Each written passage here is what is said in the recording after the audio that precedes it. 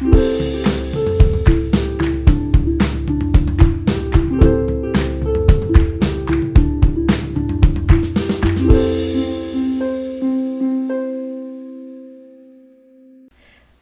tout le monde et bienvenue dans le 10e, et oui déjà 10 épisodes de Podcast, le podcast de la WebD. Alors JP, ça biche aujourd'hui ? Ça caribou. Et toi Yaya ? Ah mon dieu, ça démarre déjà. Ça commence très fort. Ça balance très fort, oui. Donc, dans cet épisode, en revanche, on va aborder des sujets Pas rigolo du tout. beaucoup plus plombants que ce jeu de mots. Voilà, donc on essaie tout de suite de faire des blagues pour mettre un peu d'ambiance parce que Oui. ça risque d'être un peu difficile. On va parler donc hiatus, self-care et hard block. Et on fait un disclaimer immédiat, on va en parler du point de vue de personnes qui ne cherchent pas à vivre de leur webcomic. C'est pas notre source de revenus, donc on va pas pouvoir... Enfin, c'est pas les mêmes voilà. On n'est pas professionnel, c'est pas les mêmes problématiques. On va parler de ça en tant que hobby de personnes passionnées. C'est ça, uniquement, et qui cherchent pas du tout à en tirer un revenu substantiel ou à en faire une activité viable en fait. Donc clairement, c'est pas la même source de stress. Voilà. Mais du coup, déjà on va commencer par définir qu'est-ce que c'est un art block ? Bah, c'est le fameux blocage artistique, l'incapacité de créer, produire. On se retrouve devant une page blanche et la page reste blanche. Exactement. Le hiatus, c'est le fait de mettre son webcomic en pause en fait, pour une durée déterminée ou non, mais théoriquement avec normalement derrière le fait qu'on va le reprendre tôt ou tard. Ouais, en principe ça se présente comme ça. C'est Voilà. Pour l'instant je peux pas, mais ça revient bientôt. Voilà. Et donc le self-care, c'est prendre soin de soi, c'est littéralement la traduction de ça en anglais. C'est ça. Donc en gros c'est l'adage qui veut voyager loin ménage sa monture, et en Notre l'occurrence monture c'est nous-mêmes. voilà, nous sommes nos propres montures, donc il faut qu'on prenne soin de nous. Nous sommes nos premiers outils de travail, et ben... Et si on peut plus fonctionner, il n'y a plus rien qui se fait. Voilà. Exactement. Donc voilà, vu les thèmes abordés, on aura probablement un épisode moins structuré parce qu'on va être bien plus personnel que d'habitude, parce que ben, ce sont des épreuves pas rigolotes par lesquelles on est passé ou on est en train de passer et par lesquelles généralement tout le monde passe.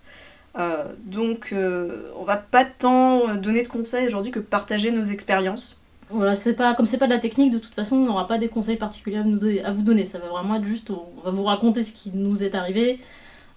Peut-être on va vous expliquer comment nous on s'en est sortis, mais ça va être très personnel, donc c'est pas forcément à prendre comme un conseil universel. Donc voilà, c'est le gros disclaimer de ce début d'épisode. Mais en tout cas, ce qu'on espère, c'est que du coup, si jamais vous vous sentez mal parce que ça vous arrive, ou ça vous est arrivé, ou ça va vous arriver, de vous souvenir que vous êtes vraiment pas seul dans ce cas-là. Et que c'est normal. Ouais, Voilà. et vraiment, enfin moi je vois des personnes qui font du webcomic à un niveau pour le coup professionnel et qui en passent par là aussi, et bah pour elles ça pose d'autant plus problème que c'est vraiment leur source de revenus, donc si elles s'arrêtent Ouais, il y a des problématiques en plus qui Voilà. vont s'ajouter, donc voilà, on n'a pas de réponse universelle à ça, c'est un sujet vraiment complexe. voilà, mais en tout cas sachez que vraiment les gens que ça concerne pas, On n'en connaît pas. on n'en connaît pas, non, on n'en connaît Franchement, juste pas.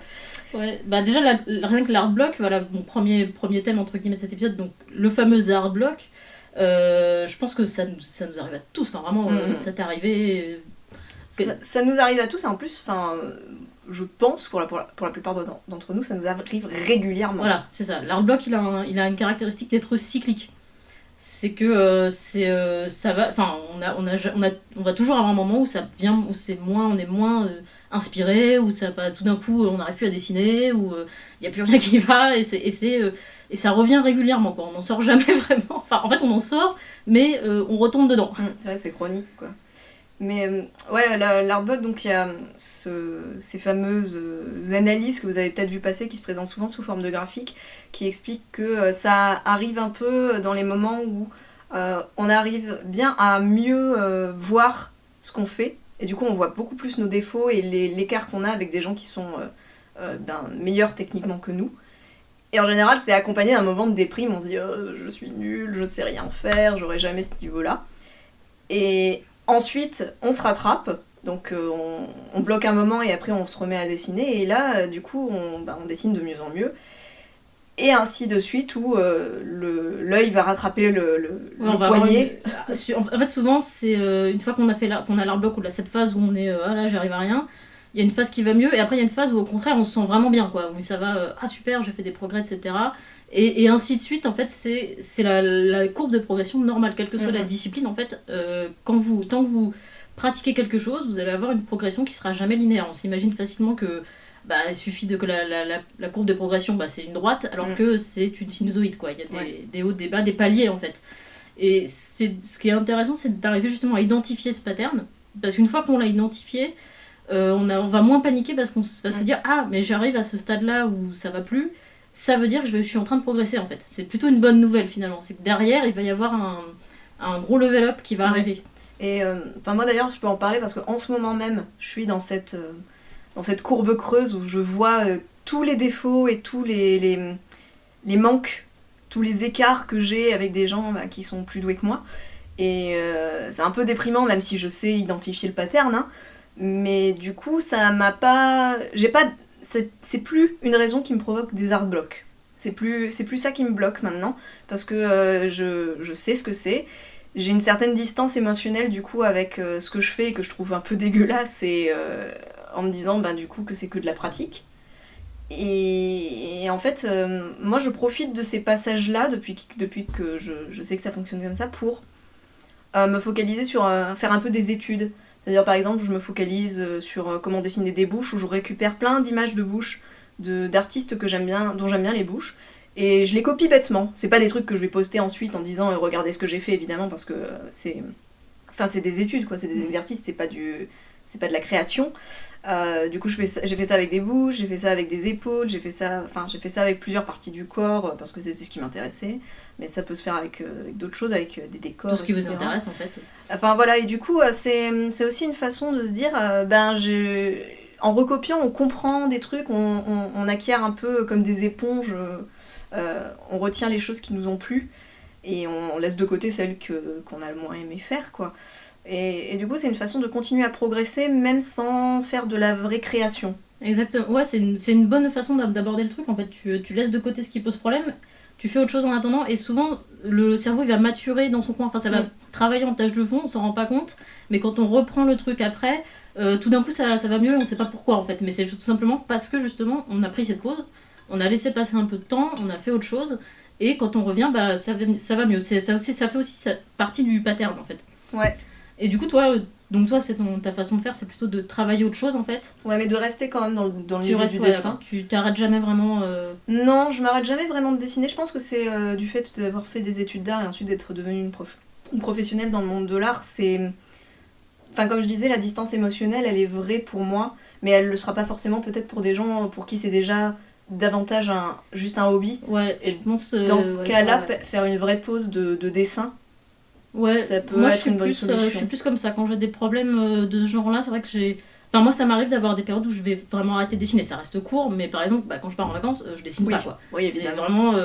C'est vraiment... moi, j'ai besoin de moments où je vais complètement déconnecter de ça. Et vraiment, plus du tout m'approcher d'un crayon. Et moi, ça me permet de me ressourcer plus comme ça. Donc, il y a vraiment... Chacun a sa façon de gérer le truc. C'est soit vous avez besoin de vous forcer pour continuer, pour passer à travers, soit vous allez avoir besoin de vraiment faire une pause, ou les deux, ou une fois l'un, une fois l'autre. Voilà, c'est vraiment très empirique et très personnel. Tu dis se forcer, personnellement je me force pas. Si je me forçais, je ferais pas d'études. Ah oui, c'est parce que c'est ce que je me sens capable de réaliser pendant que je me sens pas très bien vis-à-vis de mon art, que je le fais.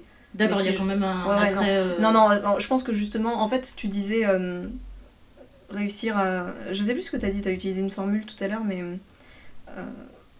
Enfin bref, en fait, je pense que pour éviter les hard blocks, mais ça c'est mon analyse personnelle, c'est pas tellement une question de gérer quand le truc est là, c'est une question de prendre soin de soi sur le long terme, en fait. Ça, à mon avis, ça aide beaucoup plus à les éviter et à mieux les gérer quand ils arrivent enfin, que de... En fait, moi, c'est surtout qu'on peut pas les éviter, en fait. En plus, oui, on peut pas les éviter. C'est plus d'être préparé au fait qu'ils vont arriver, de savoir que ça fait partie du processus, et du coup ça permet de moins paniquer, et ça fait partie du fait de prendre soin de soi, c'est de s'écouter, en fait, d'écouter le fait que j'arrive au moment où ça va plus, et je sais que c'est normal, et que il faut s'accrocher, ça va passer, quoi.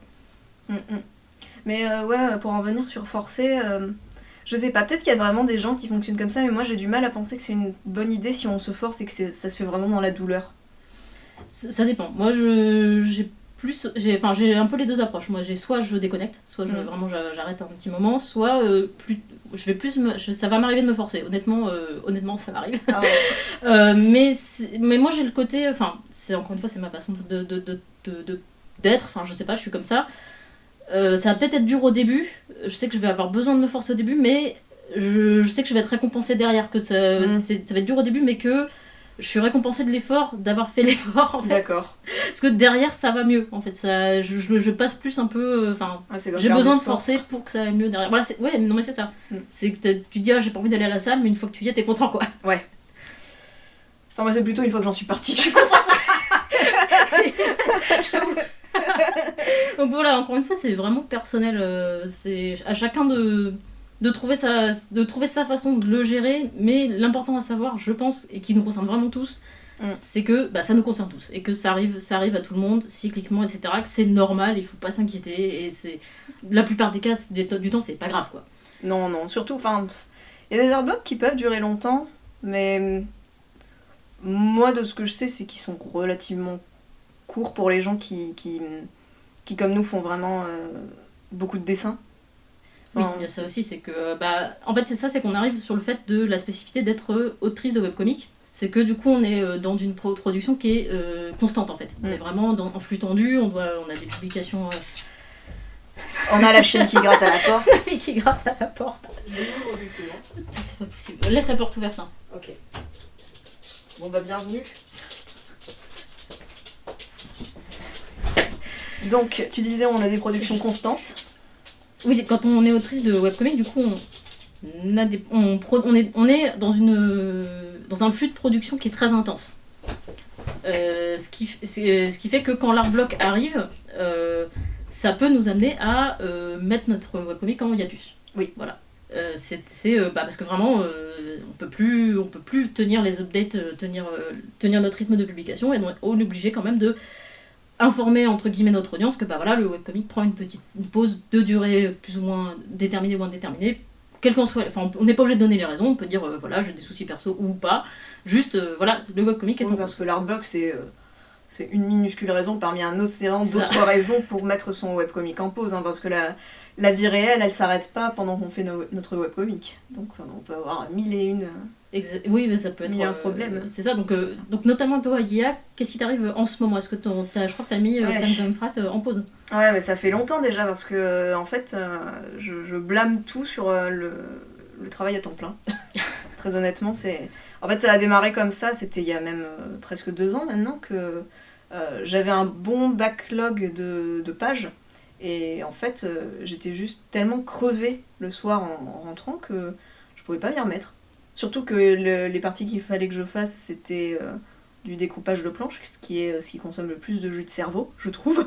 Et j'avais juste pas l'énergie, en fait. Le très peu de temps libre que j'avais, soit je le passais à me reposer, soit je le passais à faire d'autres trucs, tu vois. Donc il y a toujours le ménage, il y a toujours les courses, il y a toujours les amis qu'on a envie de voir, il y a la famille à visiter, et le fait que le taf à temps plein, en fait, moi ça m'épuise. D'autant que ton boulot il est artistique aussi. Oui, donc c'est vrai que ça te prend sur les mêmes ressources que tu utilises pour ton webcomic. Exactement. Donc moi j'étais trop crevée, et même encore à l'heure actuelle je suis trop. Et j'ai réussi très péniblement à trouver un moment où j'ai eu des petites vacances où j'avais rien de prévu pour enfin faire mon découpage. Et c'était récent, ça, c'était en... Oui, il y a quelques semaines, ouais. C'était en début 2020, je crois que c'était peut-être le décembre de Noël. D'accord. Fin 2020. C'était fin 2020, donc c'était il y a quelques mois. Et en fait, depuis, j'ai eu un déménagement. Donc même si j'étais en vacances à ce moment-là, très occupée, ouais. J'étais très occupée, et ensuite j'ai repris le taf, et depuis j'arrive à ancrer une page par-ci par-là une fois de temps en temps en prenant 1 heure, mais j'arrive pas à en faire plus, et c'est extrêmement frustrant pour moi parce que j'ai envie d'avancer dans mon histoire, mais juste je sais que si je me ménage pas, en fait, c'est le physique et le mental ils suivent pas. Et mentalement c'est quand même un peu coton parce que c'est très très frustrant, comme je disais, de se retrouver à pas réussir à avancer une histoire qu'on veut avancer. Mais ouais, je pense que je serais tellement d'équerre si j'essayais vraiment de le faire que je m'y risque pas, je suis trop fatiguée. Donc c'est difficile, et d'autant plus là en ce moment ça m'agace. Enfin moi, vous voyez, j'ai tellement eu d'art block dans ma vie que maintenant quand j'en ai un, je suis pas déprimée, je suis agacée. Parce que du coup là, à ce hiatus que j'essaye de surmonter, s'ajoute à ça le fait qu'en ce moment je suis en période où je déteste tout ce que je produis. Donc ça fait un double effet ski school. Oui, c'est ça, tu cumules quoi. Ouais, j'ai un petit cumul des mandats, effectivement. Donc ouais, c'est vraiment relou, mais comme vous pouvez l'entendre, c'est des trucs que je comprends, c'est des choses que j'ai déjà vécues dans ma vie. Et... En fait, t'es patiente, tu t'armes de patience. C'est ça, c'est chiant, mais je me vois pas faire autrement. Le seul truc en fait que je pourrais vraiment faire pour pouvoir avancer mon webcomic comme je le faisais à mes tout débuts, ce serait d'avoir plusieurs mois d'affilée de repos. Ouais, c'est plus une question d'organisation de ta vie. Ouais, et très franchement, je sais pas comment les gens qui ont un job à temps plein, qui ont d'autres hobbies, qui font du sport, qui voient leurs amis, qui ont une famille, enfin je sais pas comment ils peuvent réussir à faire quoi que ce soit en fait. Si vous le savez, dites-le nous, envoyez-nous votre secret. Non, mais... Vraiment, le soir, je suis tellement d'équerre, le seul truc que j'arrive à faire, c'est jouer aux jeux vidéo. Hein. Parce que ça demande pas d'utiliser trop son cerveau. Ouais, c'est ça. Mais c'est surtout le fait d'avoir un boulot. Enfin, le storyboard, c'est quand même hyper taxant à ce niveau-là. Et je comprends que tu sois essoré et tout ça. Donc, c'est un peu... Oui, c'est compliqué. Et alors, tout concernant JP, je crois que toi aussi, t'as eu... des expériences en termes de hard block, hiatus, etc. Ouais, moi aussi je suis passée par là, j'en suis heureusement sortie, mais ça a été une expérience vraiment vraiment douloureuse. En fait, ça a été les hiatus sur le jour, on en a fait pas mal, on a fait beaucoup en fait. J'ai compté hier, on a fait des interruptions vraiment par rapport au rythme de publication officiel qu'on avait prévu. Il y en a eu une bonne douzaine donc en fait c'était régulier. Après, au début, c'était du style, c'est l'été, donc on t'arrête pendant 2 mois. Ouais, c'est ça, vous prenez des vacances. Oui, voilà, c'était plus du côté, en été, il y a moins de monde, donc c'est pas nécessaire de produire, donc on prend une petite pause, ou pendant les fêtes de Noël, enfin, on se ménageait quelques pauses de temps en temps. Ça arrivait aussi que je puisse pas tenir une update, et c'était repoussé à la semaine d'après, et personne ne s'en rendait compte, hein, honnêtement. Donc j'appelle même pas ça un hiatus, quoi. Il s'est quand même passé un moment où en fait, donc le webcomic on l'a commencé à le publier en 2013, on faisait un strip tous les 15 jours, donc moi concrètement je faisais tout le temps ça sur mon temps libre. Moi j'étais comme toi, je travaillais à temps plein dans le dessin animé, et je rentrais le soir, je bossais mon webcomic, je me posais même pas la question en fait si j'ai envie ou pas, je me mettais dessus, je bossais 4 heures tous les soirs. Mais comme si c'était un autre taf en fait. Ouais, mais en fait j'étais motivée, j'avais vraiment le feu sacré, tu vois. Donc c'était vraiment l'équivalent en termes de masse de travail, c'est l'équivalent d'un autre travail, mais je le faisais parce que j'avais le feu, l'implication, etc. Enfin, c'était vraiment comme c'était mon œuvre de cœur, tu vois. Enfin, en gros, la journée dans mon boulot, j'utilisais mes compétences, mais je m'investissais pas émotionnellement dans ce que je produisais, et le soir, j'utilisais mes compétences pour produire quelque chose qui m'intéressait, dans lequel j'étais investie, tu vois. Ouais. Donc j'arrivais à trouver de l'énergie, en fait. Mais, donc, un strip tous les 15 jours, j'ai fait ça pendant 4 ans. Et on arrive à fin 2016. Donc là, fin 2016, j'étais un petit peu comme toi, j'étais un peu frustrée, j'en avais un peu marre de bosser et de pas avoir assez de temps pour avancer. Donc je me suis dit, allez, j'arrête, je quitte mon job, je vais prendre quelques mois, effectivement, pour faire que ça, parce que j'ai envie, quoi. Oui, alors nous, on peut se le permettre parce qu'on est intermittente du spectacle, voilà, on a un statut particulier. Mais ça dépend vraiment de votre vie, de votre... Enfin voilà, ça c'est vraiment un cas particulier. Nous, j'ai eu cette possibilité, donc j'ai voulu la prendre. Donc j'ai arrêté mon boulot, et c'était fin 2016, j'étais en train de faire le strip 58, qui était un strip très difficile, où les personnages arrivaient dans une nouvelle ville, il y avait des foules, il y avait une ambiance, enfin il y avait vraiment beaucoup de travail sur ce strip, des choses que j'avais pas encore faites, qui me mettaient en difficulté. Donc très vite j'ai vu que c'était pas faisable en 15 jours en fait. Tout ça, même à temps plein c'était pas faisable en 15 jours. Et bon, ça, à la limite, c'était pas grave, on pouvait prendre le temps qu'on voulait, mais en fait, le matin du 24 décembre, c'est une anecdote très précise, je suis sortie promener mon chien, et j'ai remarqué dans ma vision quelque chose d'anormal. Je vous décrirai pas ce que c'est, parce que c'est pas nécessaire, et de toute façon, sachez juste que c'est pas grave, et qu'on vit avec, il y a aucun souci, c'est vraiment pas grave. Mais ça a été, en fait, c'était le moment où mon corps m'envoyait le signal « arrête ». C'était parce que j'étais en burn-out. J'étais en train de faire un burn-out. Donc le burn-out, c'est le syndrome d'épuisement professionnel. Alors ça paraît bizarre d'envoyer le terme professionnel pour un webcomic qui n'est justement pas mon travail. Ouais, mais tu viens d'admettre que c'était comme si tu avais un deuxième travail avant et que tu étais en plus investi émotionnellement. Exactement. On n'est pas forcément investi émotionnellement dans notre taf. Disons que c'était pas un travail officiel dans le sens où personne me payait pour le faire, mais concrètement c'était un travail, quoi. Ça a toujours été un travail. Et donc j'étais épuisée, j'étais tout simplement complètement épuisée parce que ça faisait 4 ans qu'on faisait 2 strips par mois, que le scénario avait pris de l'ampleur énormément par rapport à ce qu'on avait prévu au départ. Encore une fois, si vous avez écouté le podcast depuis le début, quand on s'est lancé dans Joe avec Soyeuse, on n'avait aucune idée d'où on allait, et puis moi dans ma tête c'était vraiment pas du tout aussi ambitieux que ça. Au début je voulais vraiment un truc peinard, enfin des petits strips rigolos, enfin c'était pas du tout aussi ambitieux, ça s'est fait petit à petit. C'est pas du tout un truc où on s'est dit allez on fait un truc ambitieux, c'était vraiment empiriquement, organiquement que ça s'est fait comme ça. Sauf que du coup, moi, j'avais de plus en plus de boulot en fait. C'était la charge de travail, elle arrêtait pas d'augmenter. Et j'étais épuisée. J'étais complètement épuisée, j'en pouvais plus. Et je suis tombée en dépression. Vraiment, j'ai fait pendant 6 mois, bien 6 mois. Donc c'est court pour une dépression. Mais j'étais dans un état très sévère. J'avais vraiment je pouvais plus. Je dirais pas je pourrais pas me lever parce que j'ai quand même retrouvé du travail, je suis allée travailler, mais je pleurais tout le temps, j'étais tout le temps malheureuse, j'étais tout le temps triste, je pouvais plus dessiner pour moi, je pouvais même plus m'approcher de mon bureau, quoi. C'était viscéral. Enfin, c'est vraiment... T'arrivais à dessiner que pour le travail en fait. Ouais, j'allais travailler. En fait, on m'a appelé en février, je crois, on m'a appelé pour un boulot. Et comme je voyais bien que je pouvais rien faire sur Joe, en fait, je me suis dit, je vais quand même aller travailler, au moins ça me fera quelque chose, ça me fera sortir. J'avais la volonté de m'en sortir quand même. Je voyais bien que j'étais pas bien, que j'étais malade. Le burn-out et la dépression, ce sont des maladies.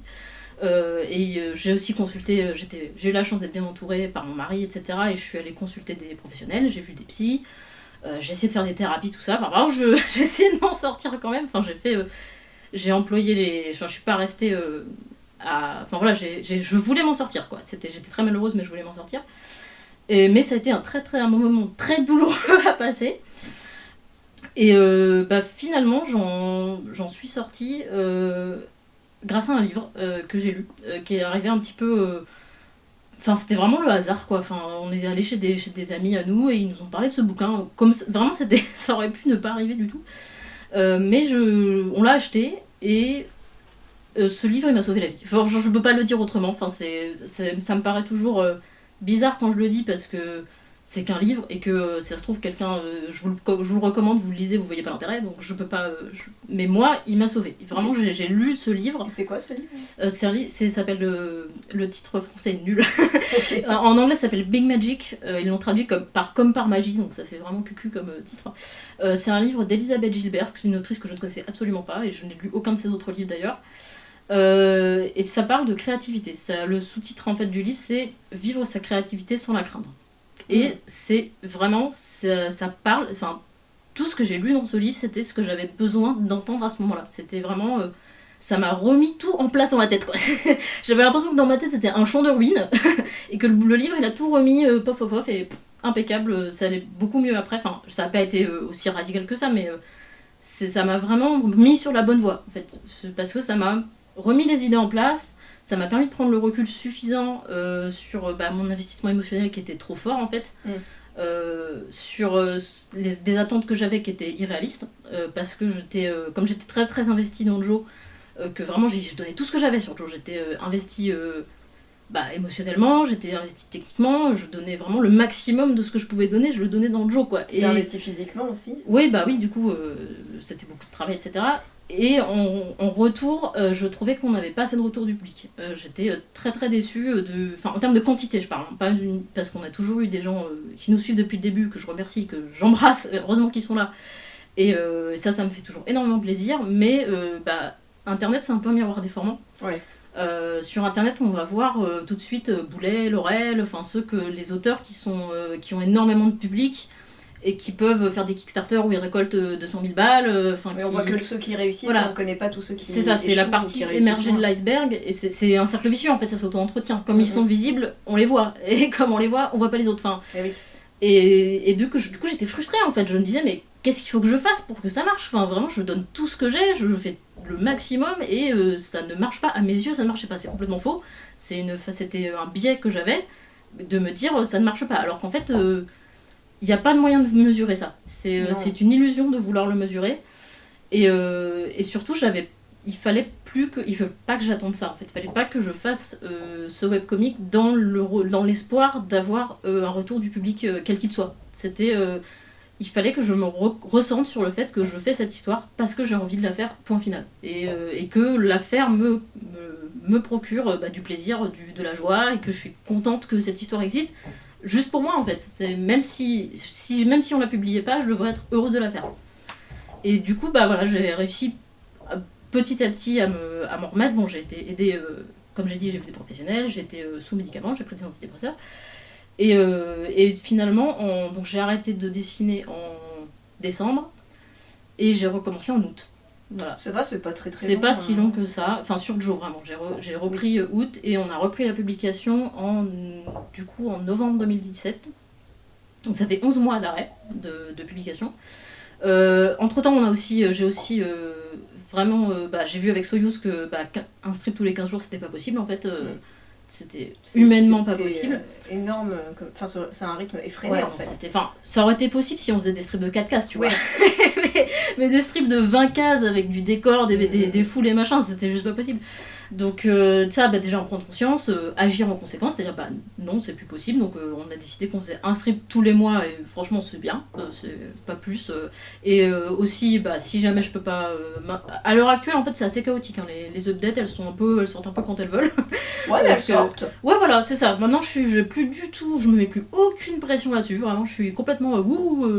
c'est pas grave, je regarde même plus le calendrier. En fait, on a tendance à se dire beaucoup qu'il faut être hyper régulier dans les updates à cause des algorithmes, parce qu'ils sanctionnent très sévèrement quand tu le fais pas. Exactement. Mais sauf que c'est... En fait, les algorithmes à l'heure actuelle, c'est des machines à tuer la créativité et à tuer les créatifs, quoi. Complètement. Donc, et ça, j'étais dans ce piège. J'étais dans ce piège, c'est-à-dire que on entend beaucoup, si vous regardez sur Internet, sur Instagram, etc., vous voyez très souvent des gens, des artistes notamment, qui se plaignent de l'algorithme, ou qui vous donnent des conseils, qu'est-ce qu'il faut faire pour hacker l'algorithme, ou pour être visible, etc., qui vont vous donner plein d'astuces, utiliser des hashtags, faire des fanarts, faire des... je sais plus quoi, participer au mème à la mode, etc.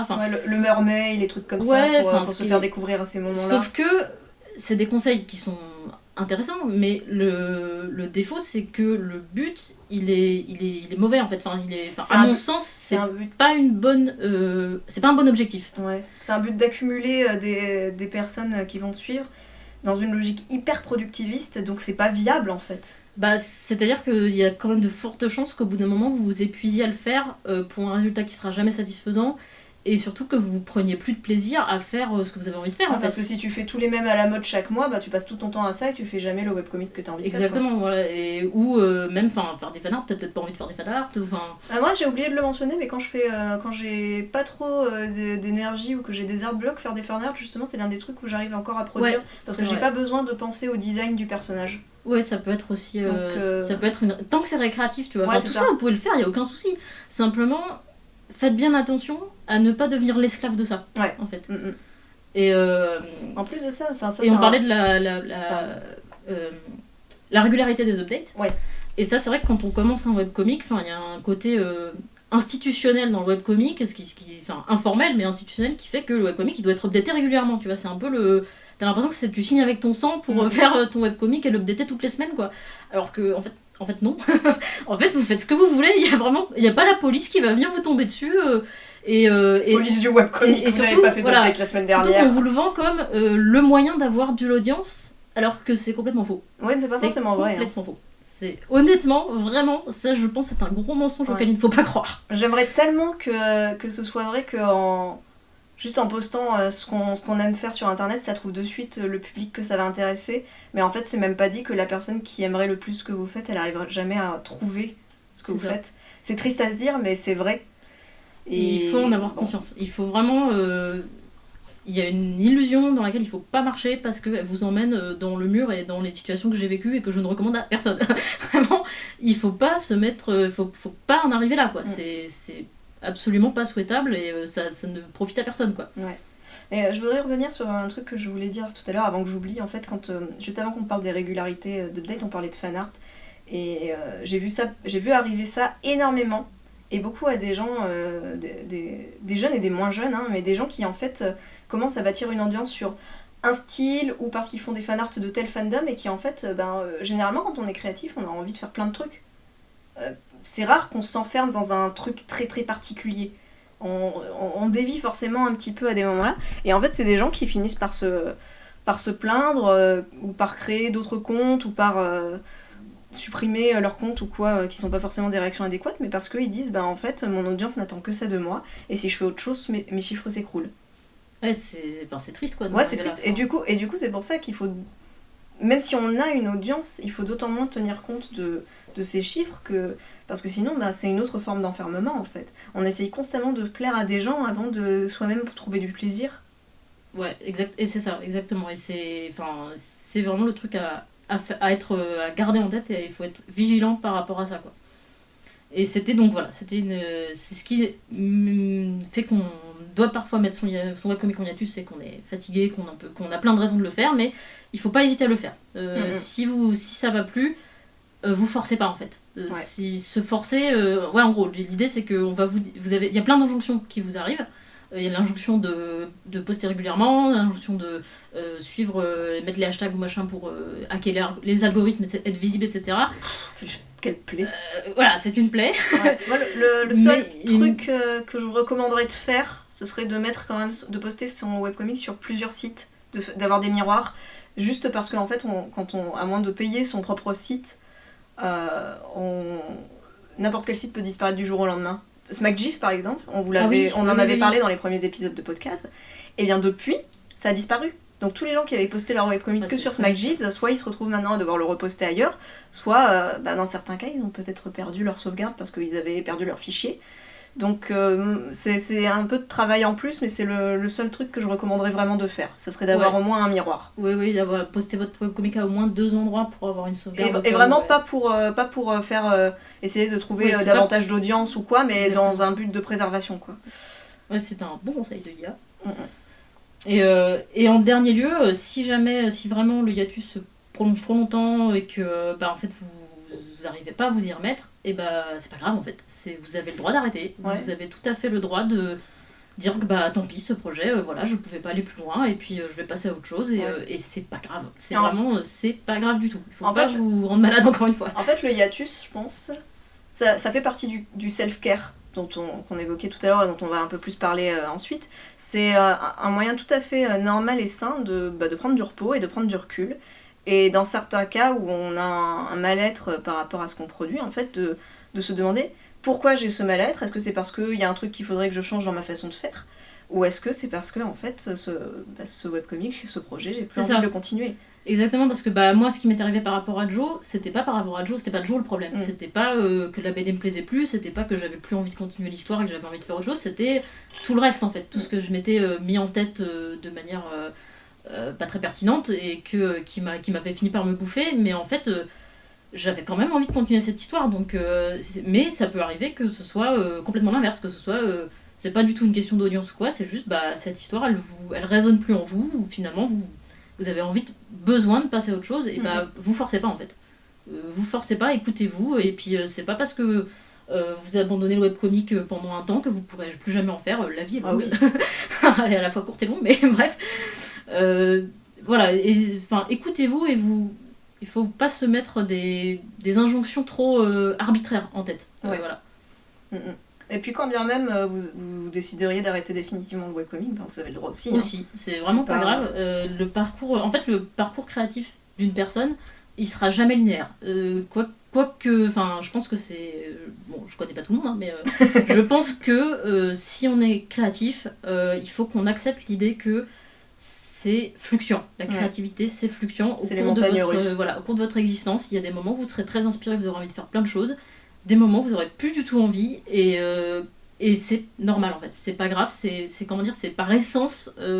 l'existence créative dont parle Elisabeth Gilbert dans son livre, c'est vraiment par essence quelque chose qui est instable, qui est fluctuant, et il faut faire avec. Faut l'accepter, et c'est pas pour autant que c'est pas intéressant, justement. C'est ça qui est cool, c'est que peut-être que pendant 10 ans, vous ferez plus de webcomic, et tout d'un coup, un matin, vous aurez une super idée, ou même peut-être que vous allez arrêter le webcomic et que vous allez trouver une autre passion merveilleuse et qui va vous entraîner ailleurs, quoi. Ou alors vous allez vous rendre compte que le format que vous faisiez, il n'était pas pour vous voulez faire des formats plus courts, ou alors vous voulez changer de technique de dessin, mais... il y a plein de choses en fait. On veut pas forcément savoir ce que notre avenir créatif nous réserve. On peut pas anticiper tout ça. Et donc du coup,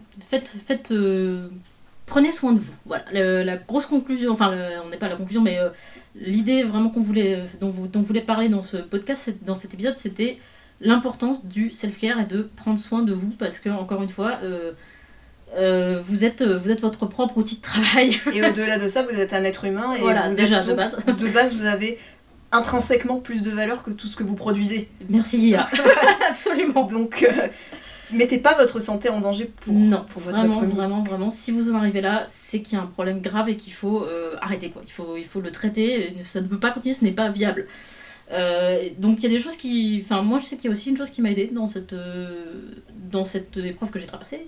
Ça m'a permis de... je me suis mise à l'équitation.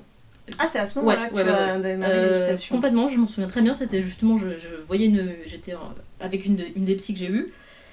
Et dans la conversation, c'est venu. Tout d'un coup, je me suis rappelé que j'avais toujours eu envie de faire de l'équitation, que je l'avais jamais fait. Et que après tout, j'étais adulte, que j'avais les moyens, fort heureusement. Et pourquoi pas, tu vois. Et c'est à ce moment-là que je me suis effectivement renseignée, que j'ai trouvé un club pas loin de chez moi, que je me suis inscrite. Mais je regretterai jamais, quoi. Enfin, j'ai découvert un truc incroyable qui me plaît énormément. Là, il y a son galop 2 sur la table. Voilà. Donc, elle l'a passé il y a pas longtemps. Voilà, c'est vous dire, c'était il y a 4 ans. Aujourd'hui, je suis galop 2, alors que je n'avais jamais monté à cheval avant. Donc je pense que... Et du coup, depuis que je fais donc l'équitation une fois par semaine, je me rends compte à quel point c'est précieux d'avoir un hobby, en fait, qui soit différent du sport ou de la musique ou quoi, qui vous permettent, au moins pendant 1 heure par semaine, de ne plus penser à rien d'autre. Et je trouve que c'est un bol d'air qui vraiment entretient la santé mentale. Ouais, puis c'est important aussi de se rendre compte on aime des choses qui sont pas que tournées autour de ce qu'on crée, aussi, parce que ça peut avoir un côté malsain, parce qu'en tant qu'artiste, on a tendance assez facilement à attribuer notre valeur en tant que personne à la valeur de ce qu'on...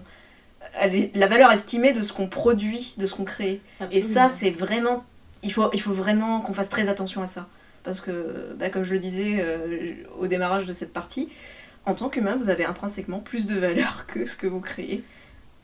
Donc, vous n'êtes pas votre nombre de likes, votre nombre d'abonnés, il faut vraiment le dissocier, ça. Et vous n'êtes pas votre nombre de likes, votre nombre d'abonnés, et vous n'êtes pas non plus équivalent à ce que vous estimez être de la qualité dans ce que vous produisez. Moi, en ce moment, je trouve que je fais du caca.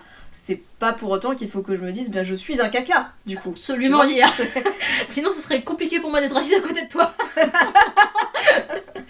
Je suis contente que tu ne sois pas un caca. Moi aussi. Mais Yia dit tout à fait vrai. Vraiment, ça fait partie du self-care. Voilà, prendre le recul suffisant pour garder en tête que vous n'êtes pas ce que vous produisez et vous devez prendre soin de vous. Après, je dis pas que c'est facile. Vous écoutez. Si vous avez plusieurs projets aussi, ça peut être bien. Ça peut permettre de s'aérer aussi.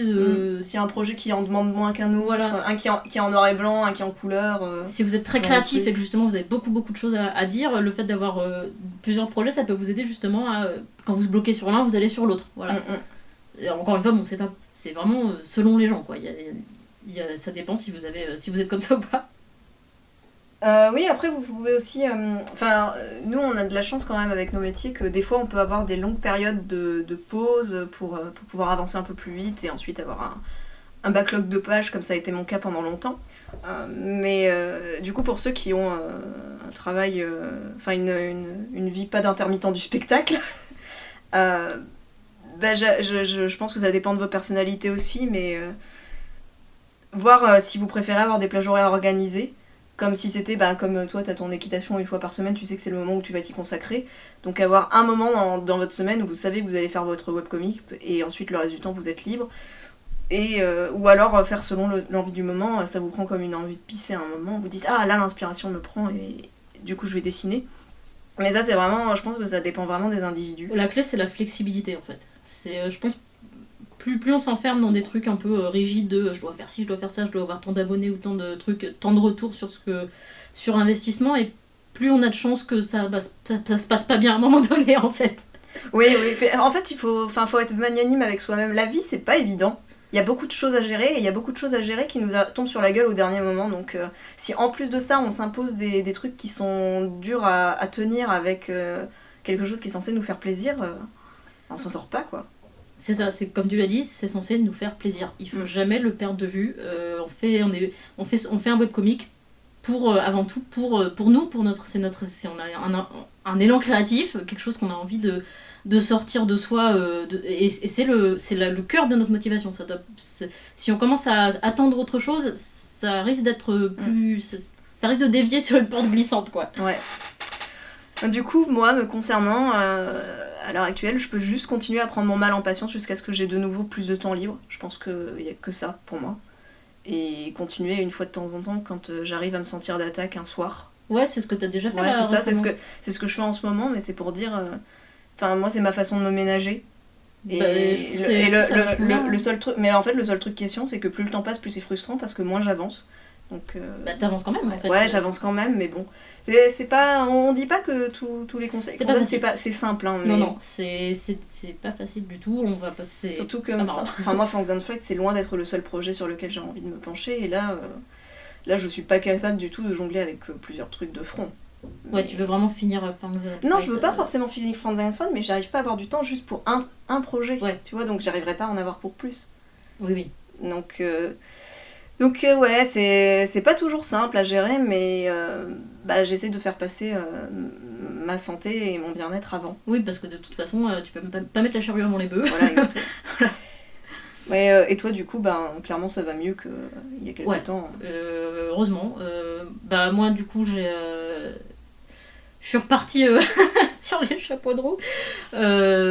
Ouais, vraiment, moi maintenant je me mets plus de pression sur tenir les updates, je m'en fiche, j'avance à mon rythme. Je me mets plus de pression sur le retour, le retour, les likes, etc. Je regarde même plus les statistiques. Je m'en préoccupe plus, voilà, c'est plus... c'est un petit peu faux de dire ça, je vais être tout à fait honnête avec vous. Non, j'aurais aimé vous dire qu'on peut s'en détacher totalement. Avec l'expérience, je pense que malheureusement c'est pas le cas. En tout cas en ce qui me concerne. Je pense que la plupart des êtres humains ils aiment avoir de la gratification. Ouais. C'est un truc, c'est un peu la gratification, c'est un peu une drogue. Une fois qu'on en a eu un shot, on va en vouloir en chercher tout le temps. Et voilà, je pourrais pas vous dire ça me fait plus rien quand on me laisse des commentaires ou qu'on me dit c'est cool et tout, c'est faux, ça me fait très très plaisir et je ressens vraiment que ça va me booster. Il y a des moments où clairement le fait que quelqu'un m'ait dit c'est super ton truc, je le ressens, ça me donne un élan de motivation supplémentaire que j'aurais pas eu si j'avais été juste devant ma feuille à me dire je m'amuse à créer mon webcomic, ce qui est déjà suffisant, mais ça apporte quelque chose en plus. Je peux pas vous dire vous allez il faut vous en passer, c'est faux.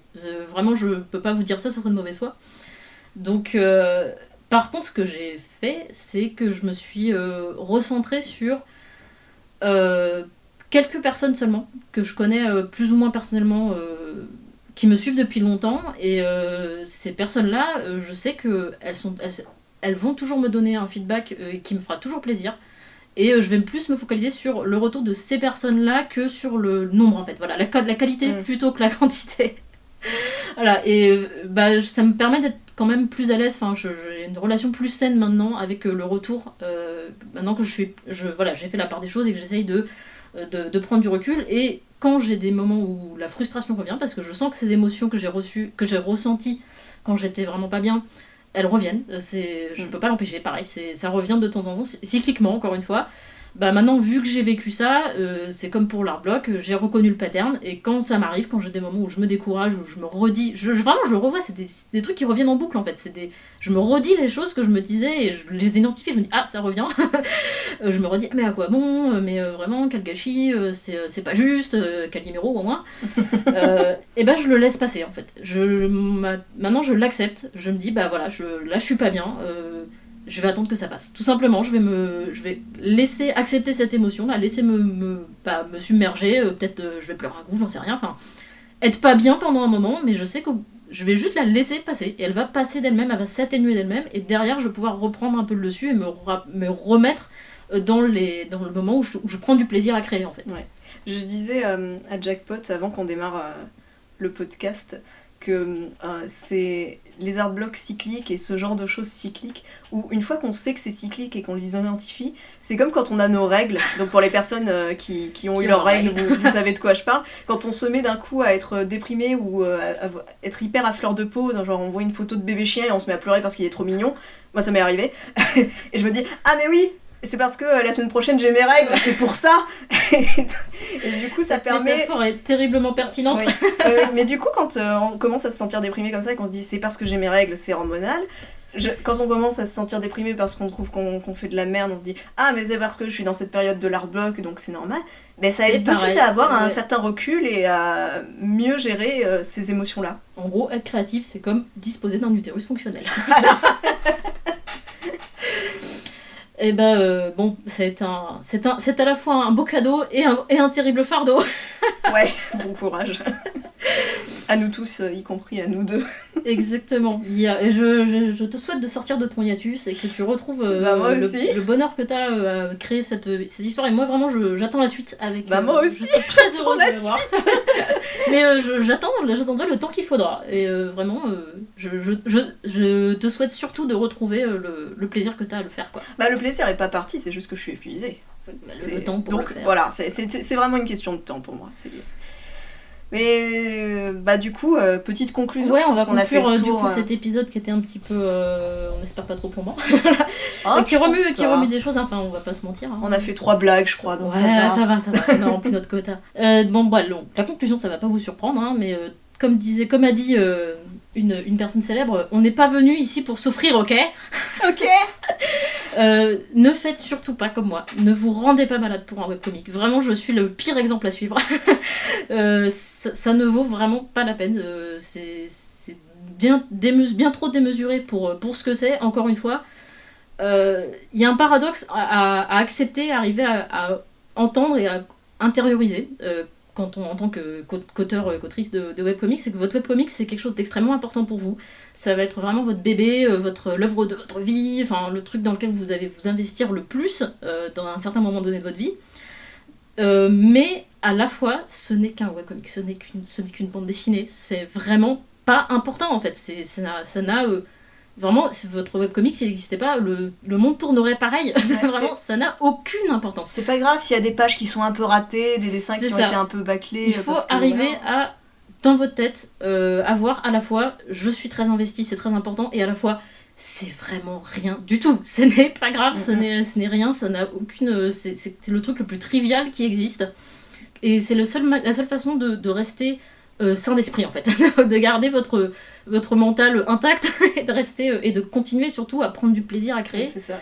Parce qu'on est là pour prendre du plaisir en fait. On est vraiment là pour se faire plaisir quand on crée notre comic. Pour réussir à tenir sur le long terme, il faut savoir se ménager au jour le jour. Voilà, et en plus c'est un cercle vicieux parce que si vous vous rendez malade, vous pourrez plus avancer. Et si vous pouvez plus avancer, vous pouvez plus créer cette œuvre que vous avez pourtant tellement envie de créer, quoi. Donc c'est vraiment, il n'y en a aucun intérêt de se rendre malade, aucun. Je déconseille. En plus, être malade, c'est pas cool. C'est pas cool, ça coûte. Non, c'est vraiment pas cool. Donc, c'est pas facile. C'est un équilibre qu'il faut trouver, essayer de conserver. Il y aura des rechutes tout le temps. Il y aura jamais un moment où ça va aller impeccable et ad vitam. Non, ça va revenir. Il y aura des rechutes. Ce qui compte, c'est le nombre de fois où on se relève, en fait. Ouais. Et ce qui compte, c'est le moment où on kiffe ce qu'on fait. Voilà. Et encore une fois, on se répète beaucoup dans cet épisode, mais si vraiment vous pouvez plus continuer, ce n'est pas grave. C'est pas grave, il n'y a pas de honte, il n'y a pas de médaille, on va pas, enfin pas celui qui termine son webcomic par rapport à celui qui le fait pas, c'est pas grave, on s'en fiche, ce ne sont que des webcomics. Donc voilà, soyez indulgents avec vous-même. Ouais, prenez soin de vous. Et prenez grand soin de vous. Sur ces bonnes paroles, Yia, nous allons quand même conclure. Par la recommandation de webcomic. Ouais, on va d'abord recommander un webcomic, ensuite on va conclure. Et donc la recommandation de webcomic de cet épisode, ça va être Cocus. Non, pas du tout. Cocus. Alors donc, Chorus, comme une chorale. De Pepper T. Jenkins, j'espère qu'elle me pardonnera ce terrible lapsus. Donc, pour vous en parler, pour vous le vendre mieux qu'en vous parlant juste du titre. C'est les nerfs qui lâchent. Ah, c'est les nerfs qui lâchent, oui. Donc c'est un webcomic qui est étiqueté tranche de vie et romance, donc truc bien tranquille, tout du moins peut-être pas. Cozy, oui. C'est un webcomic qui est en train de démarrer, donc il y a encore relativement peu de pages, donc si vous voulez démarrer l'aventure de suivre un webcomic posté au fur et à mesure et que vous l'avez pas encore fait, c'est l'occasion. Et ce webcomic nous propose de suivre deux personnalités très différentes qui sont Devon et Sydney.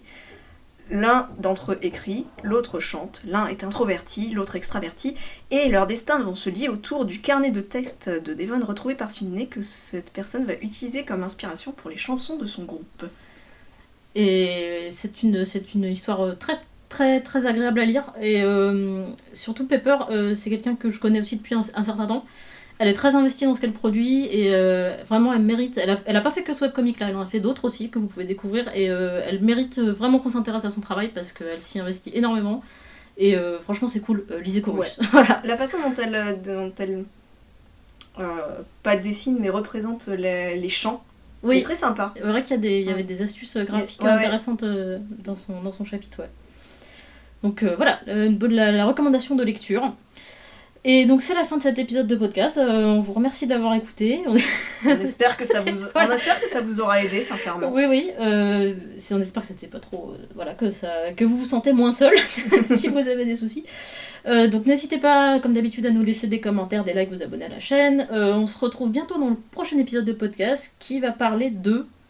on n'a pas encore décidé en fait, on n'était pas sûr de nous là-dessus. Donc si jamais vous avez envie qu'on aborde des thèmes en particulier, parce qu'en fait on commence à arriver au bout de... On n'y aura pas forcément beaucoup plus d'épisodes de podcast que ça. Donc on a déjà parlé de beaucoup de choses. Ouais. Donc si vous avez des doléances, des questions, des envies qu'on parle de quelque chose en particulier, n'hésitez pas. On envisage de faire une FAQ, donc peut-être pas l'épisode prochain, mais vous pouvez commencer à nous laisser des questions, ou alors si vous avez des thèmes que vous voulez nous suggérer, vous pouvez aussi. Voilà, n'hésitez pas à lâcher les coms. Lâcher les coms, lâcher les pouces. Allez, à bientôt. Au revoir.